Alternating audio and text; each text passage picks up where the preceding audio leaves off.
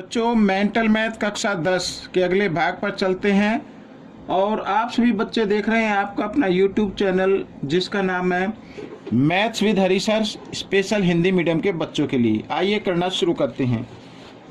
तो यहाँ पर देखो, प्रश्न 6 क्या कहता है, इसी को हम हल करेंगे और बहुत ही आसान है। आप इस वीडियो को पूरा देखिए अगर आप सीखना चाहते हैं तो। द्विघात बहुपद बताओ जिसके शून्यकों का योगफल और गुणनफल क्रमशः घटा 3 और 2 है। ठीक है, यहाँ पर योगफल दिया हुआ है और गुणनफल भी दिया हुआ है। अब मैं आपको बताता हूँ कि योगफल होता क्या है। एक्चुअल में योगफल शून्यकों का योगफल होता है घटा b बाई a, लेकिन यहाँ पर तो दिया हुआ है, घटा का निशान लगाएंगे और दिया हुआ है घटा 3, तो घटा घटा जमा हो जाता है बच्चों। ये हो गया योगफल। और गुणनफल भी दिया हुआ है, इसको भी लिख लेते हैं। गुणनफल होता है वैसे c बाई a, लेकिन a तो कुछ नहीं है और c की वैल्यू है यहाँ पर 2, तो a की वैल्यू आप 1 लिख सकते हैं। ठीक है, ये आ गया।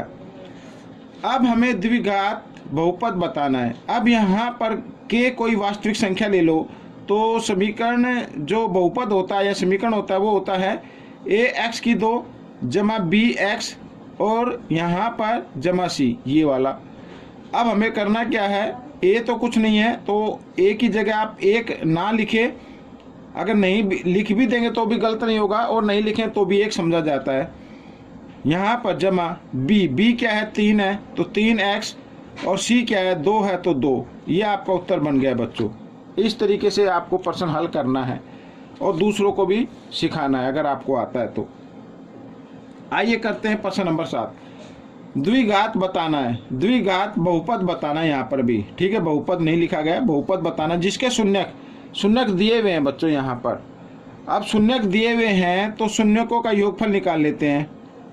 योगफल में यानी पहला शून्यक जमा, और ये तो घटा है, जमा घटा घटा होती है इसलिए मैं सीधा घटा का निशान लगा देता हूँ। इसके नीचे आप 1 मान लीजिए। 9 और 1 का हम लघुत्तम लेंगे तो 9 आएगा और साथ ही क्रॉस में गुणा कर देंगे। 9 निम 81 और 1 को 1 से किया तो 1, घटा 1 आ जाएगा। घटा 81 और घटा 1 होता है घटा 82/9। ठीक है, और योगफल में क्या होता है बच्चों, योगफल में होता है घटा b बाई a होता है। ठीक है ना, तो यहाँ पे घटा का निशान है, ये घटा का निशान और ये घटा 82 तो दिया हुआ है, तो यहाँ पर घटा 82/9, ये घटा या बटे 9 इस तरीके से। और घटा घटा जमा, तो यहाँ पर जमा हो जाएगा। ठीक है, ये याद रखना। अब गुणनफल भी लिख लेते हैं।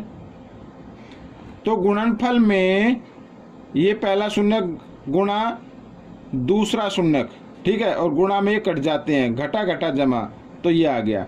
और ये होता है c बाई a।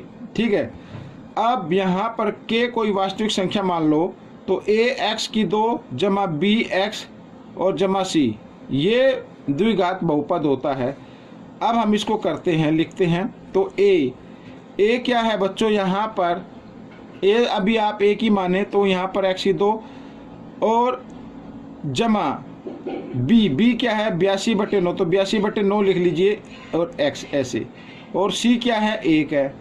तो बच्चों ये आपका उत्तर हो गया। आप चाहे तो यहाँ तक भी कर सकते हैं, अगर आप चाहते हैं इसको आगे और करें तो आगे और कर लीजिए। अब इस 9 को हटाना है तो आप क्या करेंगे, 9 को x से भी गुणा कर देंगे और 1 से भी गुणा कर देना है। आइए कर लेते हैं यहाँ पर। तो 9x की 2 जमा 82x और 9 एकम 9, और यहाँ पर बराबर 0 लगा के 9 को 0 से भी गुणा कर देना है तो 0 आ जाएगा। तो ये आपका उत्तर बन जाएगा। ठीक है, आइए करते हैं अगला प्रश्न। अब अगला प्रश्न क्या कहता है, द्विघात बहुपद बताना है जिसके शून्यकों का गुणनफल। अब यहाँ पर गुणनफल पहले दिया हुआ है और योगफल 0 है। योगफल क्या है, 0 है।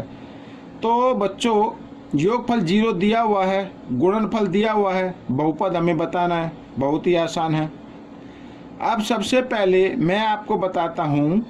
ठीक है, तो बहुपद क्या होता है, k अगर कोई वास्तविक संख्या है तो ax की 2 जमा bx और जमा c, यहाँ पर इस तरीके से होगा। अब के बराबर ए एक्स की 2 और योगफल तो 0 दिया हुआ, तो यहाँ पर आप 0 लिख सकते हैं और जमा सी पर लिख सकते हैं घटा 3/5 इस तरीके से। ठीक है, ये हो गया। अब इसको चाहे तो अच्छे से लिख ले या यहीं तक भी छोड़ दे, कोई दिक्कत नहीं है। तो ए की जगह आपको एक ही रहने देना है, एक्स की 2 और 0 को आप हटा दें और घटा जमा घटा 3/5 इस तरीके से। ठीक है, ये हो गया यहाँ पर। अब बराबर 0 रख के इस 5 को भी चाहे तो हटा सकते हैं। 5 को क्या हटाने के लिए क्या करना पड़ेगा, 5 को x से गुणा कर दीजिए। यहाँ पर 5x की 2 घटा 3, ठीक है, और इस 5 को 0 से भी गुणा कर दीजिए तो 5 0 0 हो जाएगा। तो ये आपका उत्तर बन जाएगा, ये वाला। ठीक है, ये आपका उत्तर बन गया। आइए करते हैं अगला प्रश्न, प्रश्न नंबर 9। प्रश्न नंबर 9 देखिए क्या कहता है, द्विघात बहुपद बताओ जिसके शून्यक, यहाँ पर शून्यक दिए हुए हैं और बहुपद बनाने के लिए शून्यकों का योगफल निकालना है पहले हमें। तो योगफल निकाल लेते हैं पहले, योगफल। तो जो भी शून्यक दिए हुए हैं उनको आप जमा कर दीजिए, ये जमा का निशान, और ये दूसरा शून्यक आ गया। लेकिन ये घटा, ये जमा, घटा जमा घटा, 5 और 5 10 हो गए।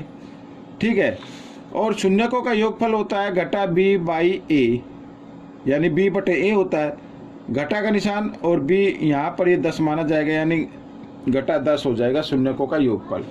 और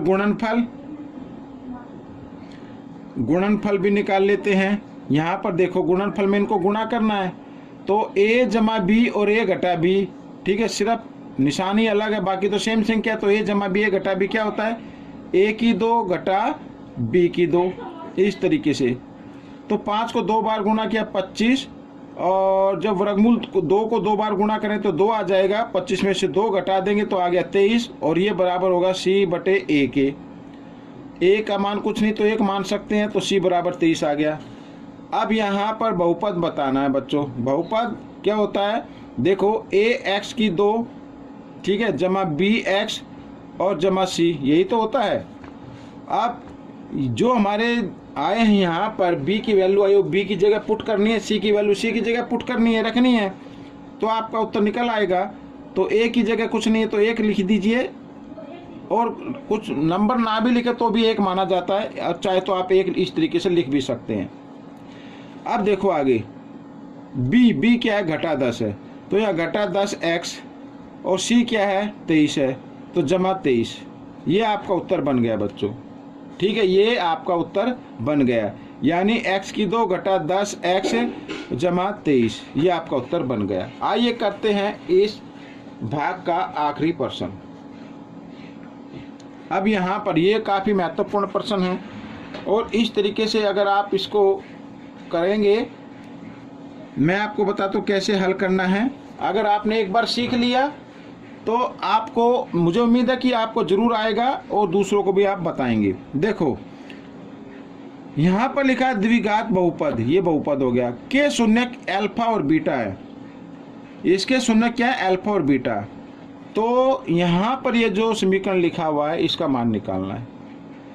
अब शून्यकों का योगफल निकाल लेते पहले, अल्फा प्लस बीटा। शून्यकों का योगफल क्या है, होता है घटा b/a होता है, या घटा b/a आप बोल सकते हैं। घटा का निशान, b क्या है 5 और a क्या है 2, तो ये आ गया शून्यकों का योगफल आ गया। अब शून्यकों का गुणनफल भी निकाल लेते हैं। ठीक है, तो ये गुणनफल हो गया, और गुणनफल में होता है c/a होता है, तो c का मान है 1 और a तो यहाँ पर 2 दिया हुआ है, ये आ गया गुणनफल। अब हमें इस समीकरण का मान निकालना है। ये समीकरण लिखा हुआ है अल्फा प्लस बीटा और प्लस अल्फा बीटा इस तरीके से। तो शून्यकों का योगफल ये दिया हुआ, तो इसकी जगह जो निकल कर आया है शून्यकों का योगफल उसको लिखेंगे, और जमा का निशान, ये गुणनफल है, गुणनफल की जगह गुणनफल लिखेंगे। अब क्योंकि दोनों के हर एक जैसे हैं, इनमें से एक हर लेंगे और अंश को निशान के अनुसार हल कर देंगे। ये घटा 5 जमा 1 इस तरीके से। घटा 5 में से 1 घटा देंगे, घटा 4/2 आ जाएगा। घटा का इसलिए आएगा क्योंकि घटा बड़े नंबर के सामने घटा का निशान है। 2 से भाग दे तो 2 एकम 2, 2 दूनी 4, तो यहाँ पर घटा 2 आ गया बच्चों।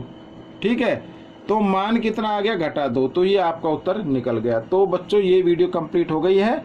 आपको कैसी लगी मुझे ज़रूर बताइए। अब मिलेंगे अगले भाग पर, तब तक आप प्रैक्टिस करते रहिए।